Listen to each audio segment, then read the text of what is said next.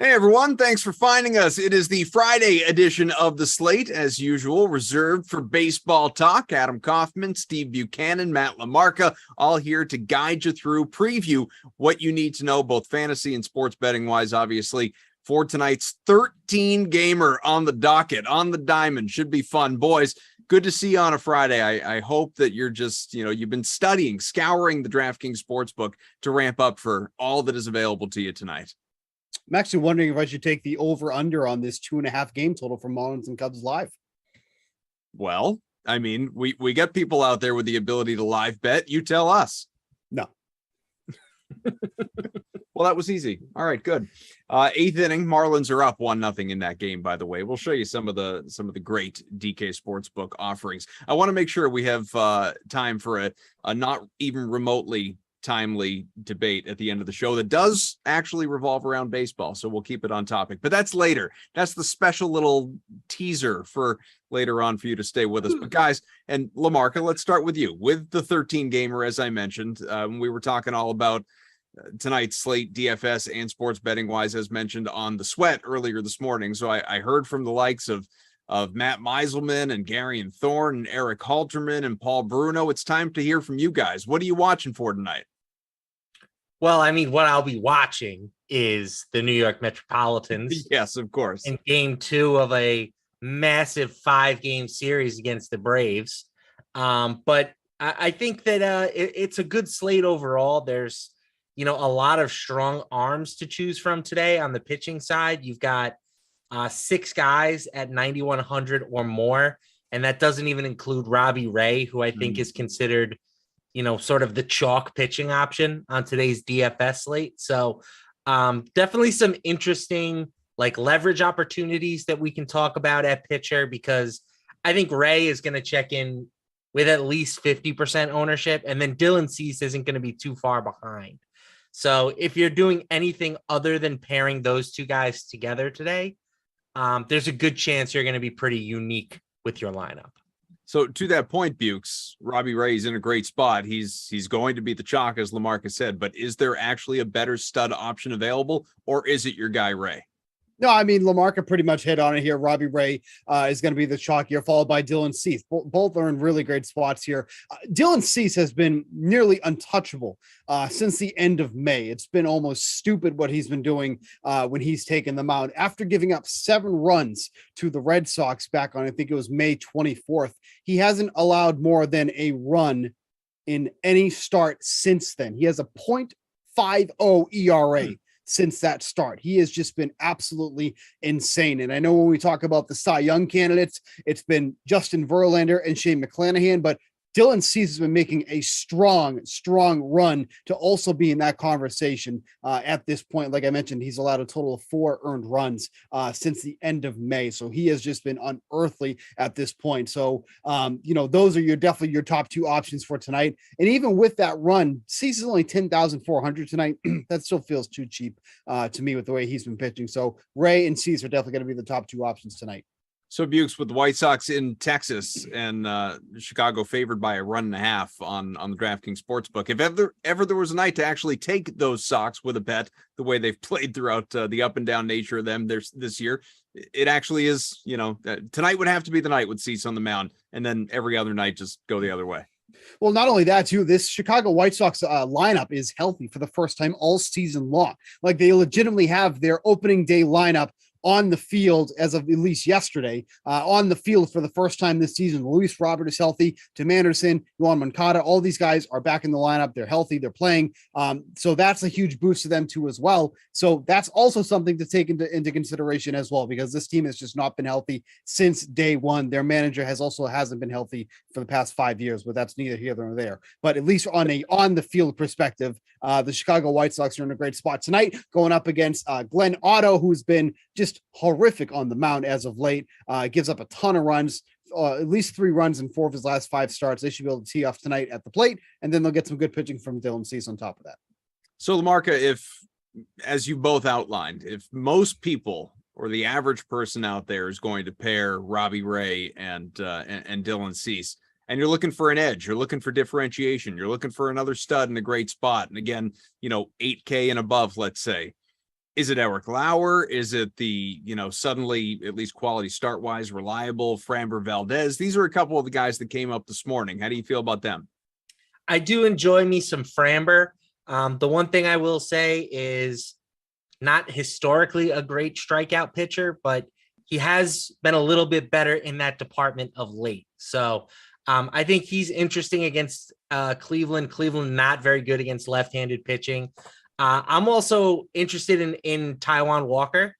The under on this game is getting some sharp activity. 62% of the dollars on just 28% of the bets. So people are expecting kind of a low-scoring contest tonight. And Walker quietly has been ramping up his strikeout numbers as the season progressed. He averaged just 4.5 strikeouts per 9 innings in May, but he's up over 8 in July. So again, we're not talking about a world-beating strikeout pitcher here, but the numbers are trending in the right direction, and Atlanta is a team that is very strikeout prone. So I think Walker has a nice ceiling here for 9,100. And then finally, I want to talk about Tyler Mahle. Not a good spot per se against the Blue Jays, but I am a very big fan of this addition for the Twins. I think he's a super underrated pitcher who was playing for a really bad team in a hitter-friendly ballpark. And now that he has escaped Cincinnati, he is going to be a very strong option for us over the final stretch here of the year. So I like Tyler Mahle at 8,700. Again, it's not a great spot against the Twins, but I do think that he is somebody to keep your eye on. Any stud names you'd like to add, Bukes?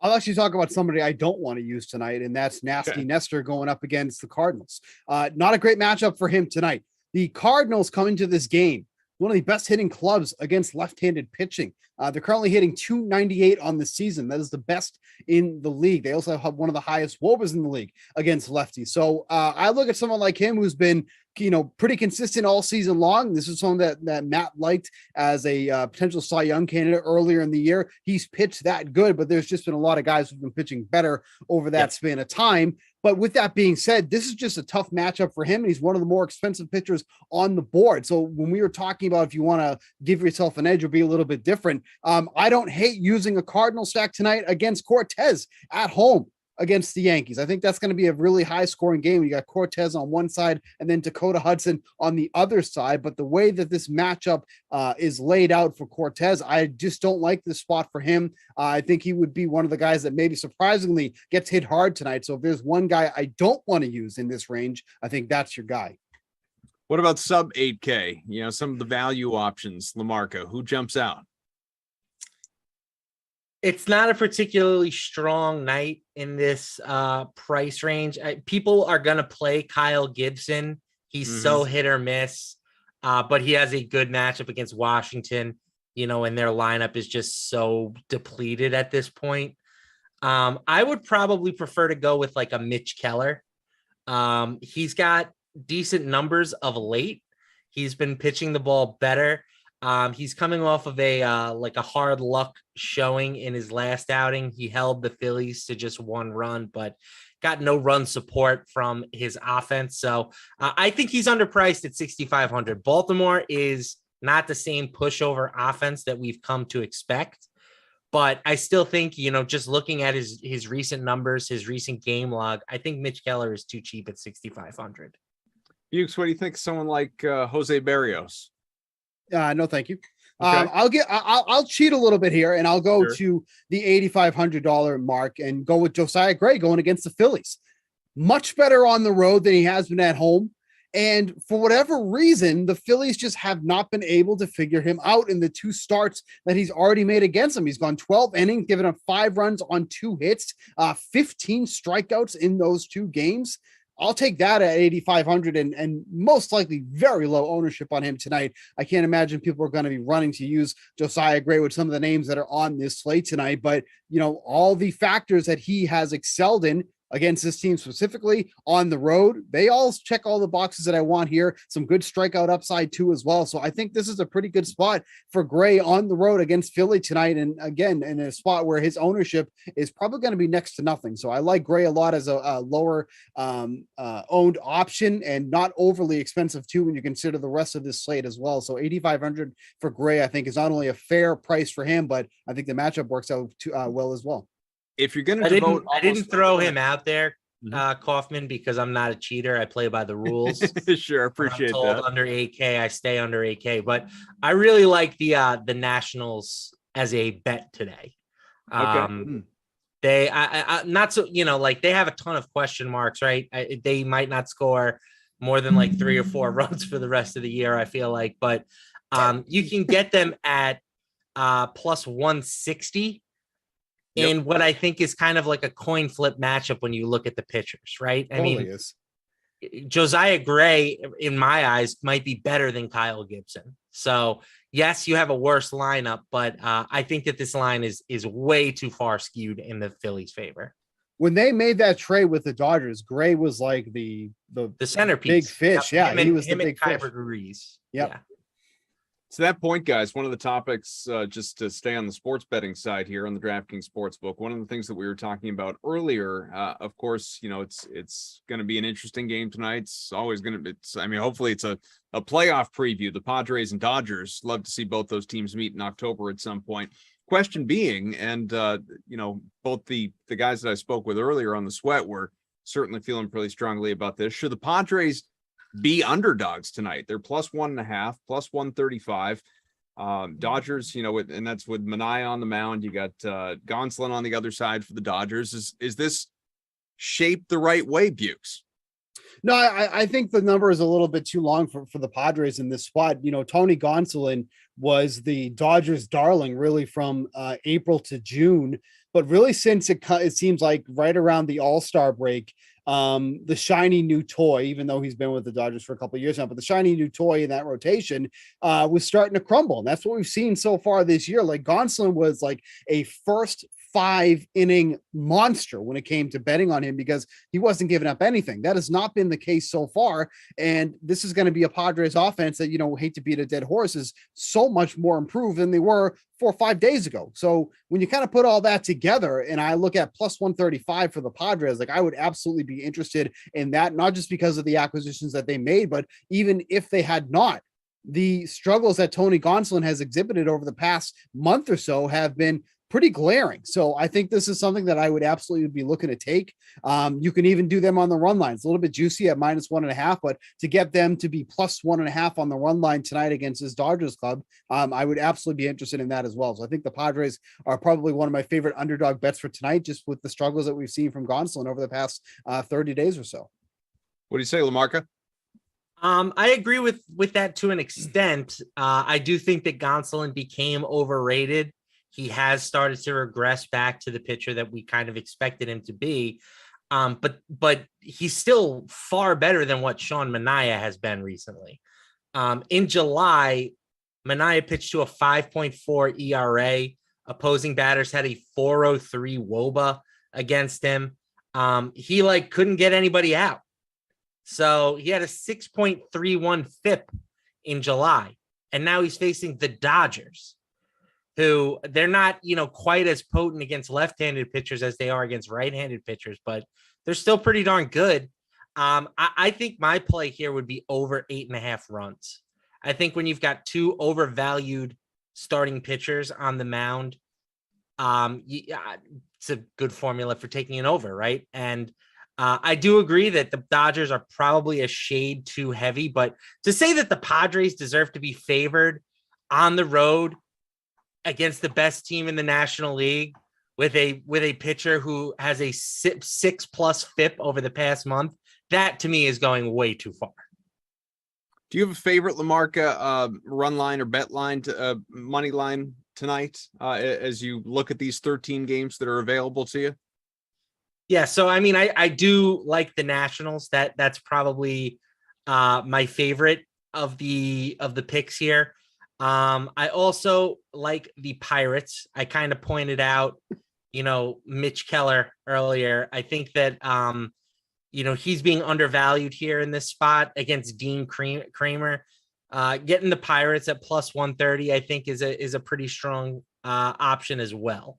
And just to prove that I am not completely biased, I think there's some value. I think there's some value with the Braves as underdogs, but that's all I'm going to say about that. Wow. What about, Gary? And earlier today, he was shouting out America's team, which to the new viewers here of the show, of course, the Seattle Mariners. What do you say?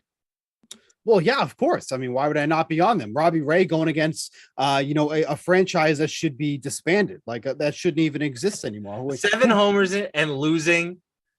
That you're right. All solo, right? They should not be allowed to play the rest of the year. Not only that, but losing to the Oakland Athletics. It wasn't like they lost to the New York Yankees. They hit 7 home runs and lost to the friggin' Oakland Athletics. Okay. I don't know if I'm supposed to say that word, but I said it and I don't care. Yeah. It's borderline. It's borderline. Yeah. Other words that start with that letter are a problem. I think you can get away with that one. Yeah, I think I can too. I'm going to start testing it out with, higher ups in round 2. Yeah. Do it.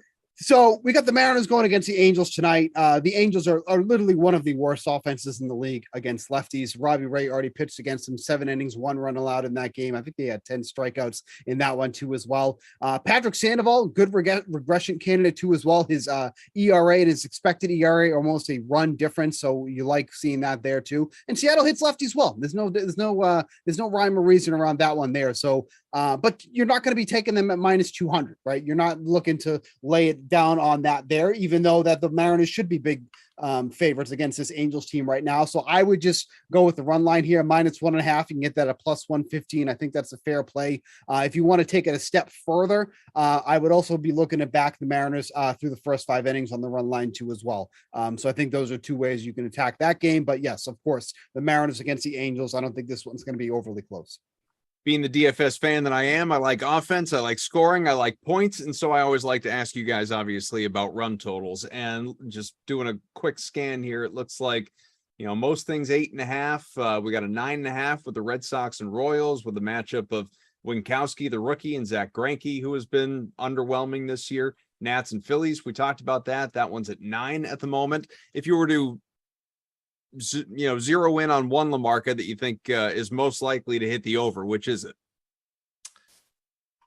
A game or a team? Well, either one. You can go game total or team total, whatever you're most comfortable with.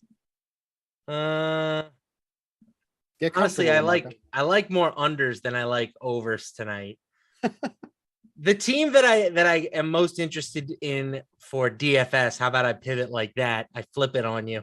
Sure. I'm going to go with the Yankees. I always want to play the Yankees when people aren't going to play the Yankees, and this feels like that kind of night. Dakota Hudson, not an intimidating pitcher. He is a ground ball guy, which is not all that ideal, but the Yankees can hit against anyone. They're implied for more than 5 runs tonight.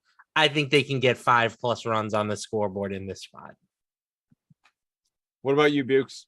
That would probably be my game total over that I'd be going against. I mentioned earlier I don't like this spot for Nasty Nestor going up against the Cardinals club, and obviously the Yankees. What they do, they're the second best scoring team on the road. They're averaging 5.3 runs per game when they're away from Yankee Stadium. Dakota Hudson is not going to be that team that's going to shut this offense down all of a sudden with what he's been pitching. Another candidate that is in for some regression. I think his ERA and expected ERA almost a 1.5 difference. So we're talking about somebody who's going to come back down to earth, and what better team to do that than the New York Yankees. So I'm actually surprised that this game is still at 8.5. I was expecting this to go to 9 by now. So that always gives me a little bit of worry that this hasn't moved to 9, but I still have no issue with taking it over 8.5. I think this is going to be one of the top scoring games on the night.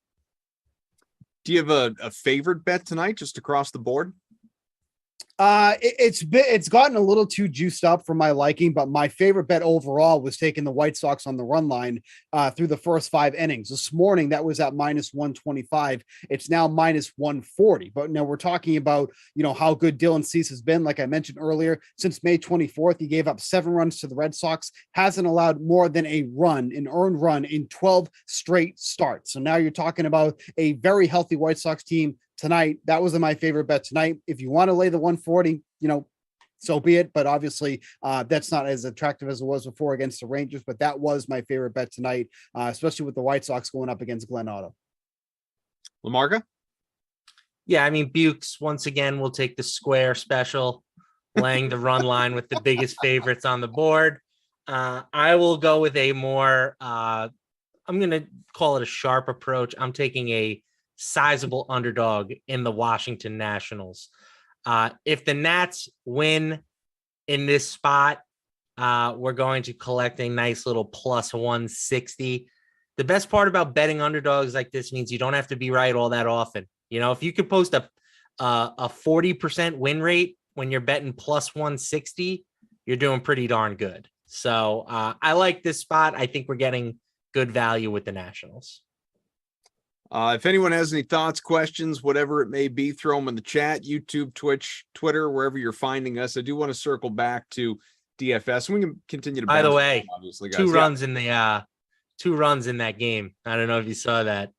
Oh, live over would have come through. Yeah, what could have been, Bukes? I know. What could have been? You got a damn shame. Yeah, and those two game in the 8th for the Cubs too. Yep. 9th innings, 2-1 game right now. We haven't really talked about value offense. I know we talked about the Yankees a little bit in terms of some bats to attack in DFS, but are there any? And I'm just sort of painting this with a broad brush here, Bukes. But are there better bats to target when you're thinking value than what the Orioles have available to you tonight?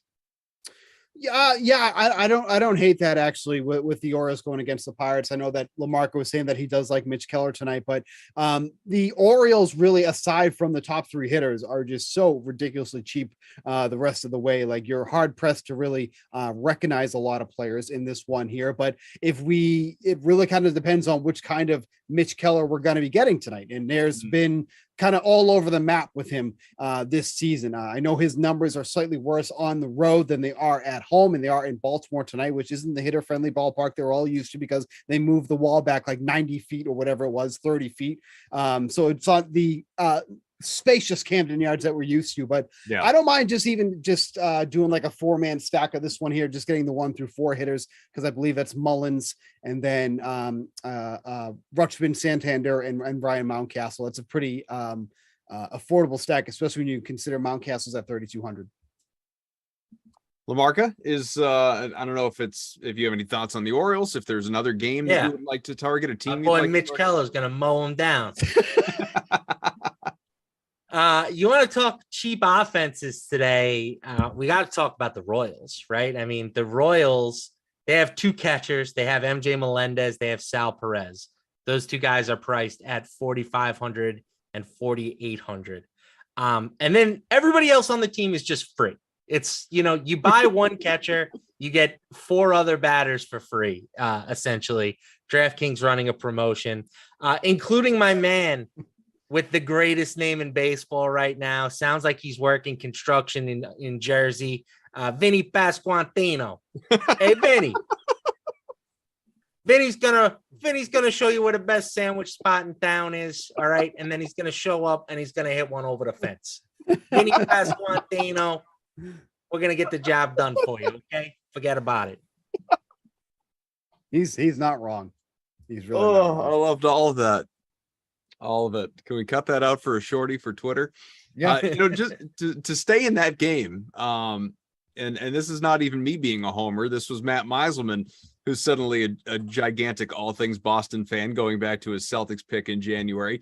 He was saying to target the Red Sox righties tonight, Bukes. So, the likes of Xander Bogaerts, Tommy Pham is going to be in the lineup once again. What do you think of that approach? I mean, I'm not going out of my way to do it. Meiselman makes like 1 decent pick about Boston, and now he thinks he's like all Boston now. Like, he thinks like he just knows everything that comes out of Boston, and it didn't even end up winning anyway. It's like they got to the finals, they didn't win. So it's you pump the brakes here a little bit. Won all his conference bets. Give him that much. Congratulations! Like, we all win bets.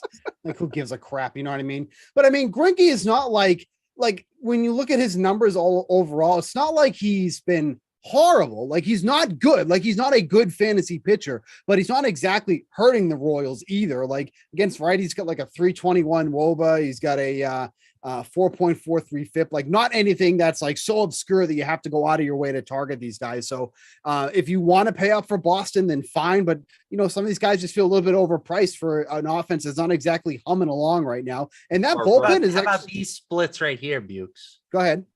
Zach Greinke in 43 2/3 home innings this season. Yeah. 1.65 ERA. Dang, that's a lot. I would never have expected that. Yeah, on the road, 7.1. Much better. Yeah. Much worse. I knew he was bad on the road, but I didn't realize how good he was at home. Yikes. So you can tell Meiselman to go back, find another city that he can try to, inject his stuff in and leave Boston alone. Read that. There's obviously plenty of luck baked into the Granky road splits. Sure. But I'm a little confused where nobody cheers for him. I'm just like confused why the right-handed bats in particular. I'm looking at the numbers. I don't see anything that really stands out, right-handed bats versus left-handed bats. So, I would say if you want to play the Red Sox, I don't see any reason why you can't use the lefties as well. Now, I guess if I want to give him some credit, in years past, his numbers against righties has been a lot worse, but I'm not going to sit here and go, well, I'm going to use the righties tonight because in 2020, he had this against righties. Like, listen, that does nothing for me. Okay. I'm looking at the here and now. Okay. Just like he's still looking at his Celtics bets and what they could have been. I'm looking at what's happening here tonight. I'm in this bubble here. Says the guy hanging on to all things Robbie Ray. Yeah, that was a bet that cashed, right? That's the difference. And I haven't brought that up in a week, so I don't know what we're talking about. In a week, it was last season. Hey, but let me tell you, we already, and you know what? You want to bring this up? Fine. We already got the next big hit coming. Please tell me, what is it? What should we be looking forward to? Austin Riley at 50-1 odds to win MVP. He's now plus 350. He has the second best odds in the National League. So we might be getting there again this year. Okay. The wizard of long odds is here. If we hit this one, wait to take him after the Mets win 4 out of 5 against the Mets. I don't care if that happens as long as he hits a homer in every game. That's all I care about. I'll give my dad says to me yesterday, who is a huge, used to be a gigantic baseball fan, could tell you anything about anyone. I think it's tapered off in more recent years, because he says to me yesterday, Austin, right? Guy gets 10 years, $200 million. I've never even heard of this guy. What kind of money are they giving out in baseball now? You will soon. You will soon. How about this? This is near and dear to my heart. Once upon a time, it was for you too, Bukes. I don't know if that was just a gimmick or a real thing, but the BVP pick of the day, batter versus pitcher pick of the day, that was shouted out earlier today on the Sweat. By who? Going against Corey Kluber tonight. How about Miguel Cabrera, Miggy, the future Hall of Famer? Oh my God! 20. What is he? $2,900, I think. He's hitting 361 with an OPS over 1,000, 6 homers, 13 RBI. I think it was Paul that shouted this one out. 72 at bats too with the 26 hits. Yeah, of course, because they're both 100 years old. Right, and I think Paul is also 100 years old. He should stick to hockey. So, just remember where you get your information from. Like, look at Miguel Cabrera. Look at this track record. I mean, this is like the Matt Meiselman thing. Like, in 2017, you should stack the righties against Zach Greinke. Miguel Cabrera, when he was 19 years old, hitting home runs off Kluber. What do I give a crap about that in 2022? I don't. Get old people off our shows. Get the BVP stuff out of here. Man, and for Christ's sake, what are we doing? Paul's probably mean. a nice. That was very mean to Paul. I mean, we're guilty of a lot of things on this show, but ageism is a new one. I mean, you know what, Paul, I bet you're a nice guy and everything, but you know what? I don't care about what Miguel Cabrera did in 2003 against Corey Kluber. That does absolutely nothing for me. Drew behind the scenes says, "Don't worry, he's in bed already." But, oh man, it's true though. I'm done. I'm not rostering Miguel Cabrera 2,400. Like he he can barely even play. Like they were saying, like this might be the end of he might be retiring because like his back is like all screwed up. Like, well, yeah, it's because he's 63 years old. oh, that's what I'm saying. Like Paul, Of course, he's got a bad back. Paul, we got to do something. We got to do something about this. Oh. So if you're asking me, no, I don't have any interest. And that's, you know what? If Miguel Cabrera goes off, hits 4 home runs tonight, I don't care. I think it's going to be hilarious when Miguel Cabrera homers tonight. Yep, I know. Make sure we're ready to cut this up, just in case he goes deep tonight. His 5th of the year. I'm looking forward to it. Doesn't matter how many. Only matters that it happens. Okay. Well, actually, Miguel Cabrera is not in the lineup tonight. So even better. Stop it. Damn it. He's hurt. Like we knew this. He's hurt. Like Paul's feelings. He's hurt. I mean, I don't know. I mean, let him know. I will let him Miguel know. Cabrera's been in the league since 2005. I mean, that's the stats we're going off of here. Is there all right, well, we have like 5 minutes left. Is there anything else baseball wise tonight either of you would like to shout out before I go somewhere else? No, let's hear this stupid debate. Yeah, I'm so intrigued as to what you want to talk about. Listen, it's not at all important. I just want to put that out there. I want to preface that this is not important, much like most things that I ask Bukes about. Well, I'm glad you did. Hold on. I'm just telling you right now. Yeah. If it's stupid, like I will just shut my camera off and shut down the computer. I don't care. What stupid be like? Who's your favorite like fictional baseball movie character? Because that's not what the question is. Yeah, I definitely don't want anything like that. So hit us with it. So I don't remember who, but some blue check mark out there put up. It's not like it's timely, but somebody put up a poll of who is the best pure hitter in baseball history among these three. Those being Tony Gwynn, Wade Boggs, and Rod Carew. To me, this is very easily Tony Gwynn. I never saw a single one of them play. How am I supposed to answer that question? Right. Like I said, get old people out of this business. And it sounds like you're one of them. I am an old, yes. But this is continued on to a ridiculous like whole like text thread with a buddy of mine about which career you would rather have between Gwynn and Boggs. I would rather be Tony Gwynn just because he played 20 years for the same team. Right. Didn't win a championship. Boggs won a title. I don't care about that. You might if you're a professional athlete. The best thing that Wade Boggs has going for him is his legendary drinking stories. All right. And he's alive. But seriously, Tony Gwynn is literally the face of the San Diego Padres until maybe Fernando Tatis / Juan Soto / Manny Machado pass him. Sure. But for the time being, Tony Gwynn is Mr. Padre. So I'm going to take him.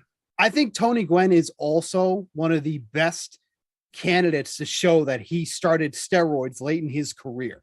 It was so unbelievably obvious. Well, what do you have, like 24 homers when he was like 38 or something like that? Right. So like he hit double-digit home runs twice between 1982 and 1996.